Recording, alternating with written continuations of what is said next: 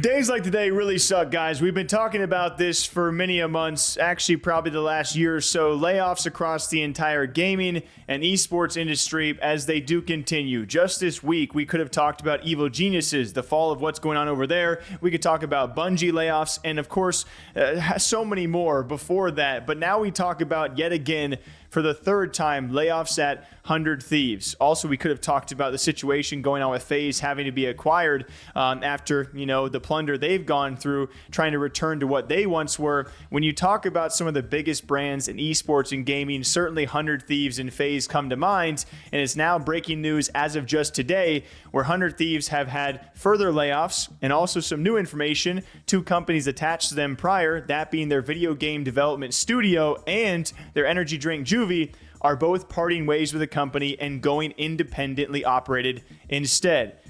Some big news. Let's read about it, though. As 100 Thieves president, John Robinson, had a transparent reply as we saw the layoffs going around Twitter. Again, apparently a 20% layoff, even further reducing their staff, saying, "Today we announced that we're spinning off Juvee and our 100 Thieves game development studio and reducing the size of the 100 Thieves team. We're making these changes because we believe it's time for 100 Thieves to refocus on our core business and do less better." During the esports franchising era, we saw tremendous growth in our esports business and our brand, and we're fortunate to be able to make investments beyond that core. As the economic landscape has changed over the last 2 years, the growth of our business did not keep pace with the growth of our organization. We cannot afford as large of an organization as before, and that responsibility falls on me and Matt. As we look ahead, Matt and I believe there is a clear path forward for 100 Thieves. We need to refocus on the original promise we made to our fans: championship esports, great content, and an apparel brand they are proud to wear.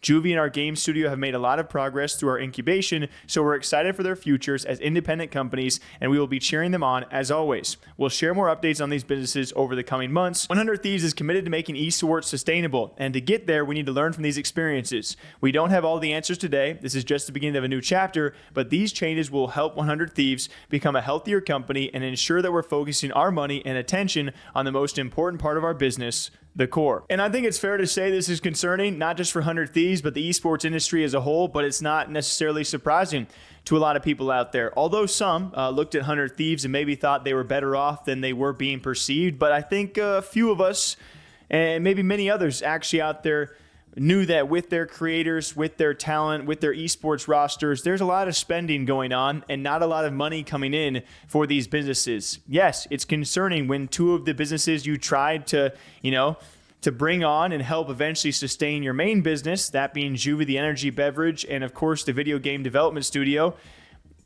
aren't doing as well as you thought. And having them go independent, obviously wishing them the best of luck, but it was clearly too much overhead or spending than what made sense.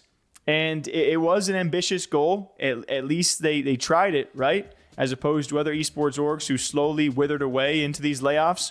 It was a big risk, and one that didn't necessarily go to plan. I imagine for 100 Thieves, they were hoping to be in a different boat now than they were a few months ago, making these layoffs again. It sucks, man. Like, it really, really does suck to see this across so many organizations, and we all as a whole are going to have to figure some things out. I've seen buddy after team get laid off and find new places of work.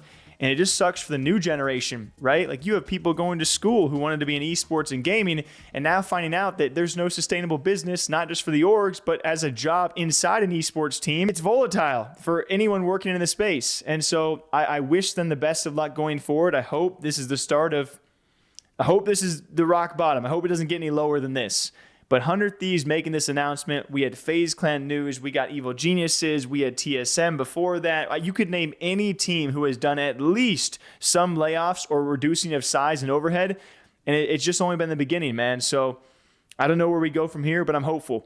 And it takes the audience, it takes fans. If you guys truly love your esports team, show them some love, man. Watch their content, leave likes, comments, reply on socials, maybe buy some merch, watch the matches they partake in, support your teams if you truly love them, all right? We got a long road ahead. Thank you all for being here. We'll catch you back here for the next one.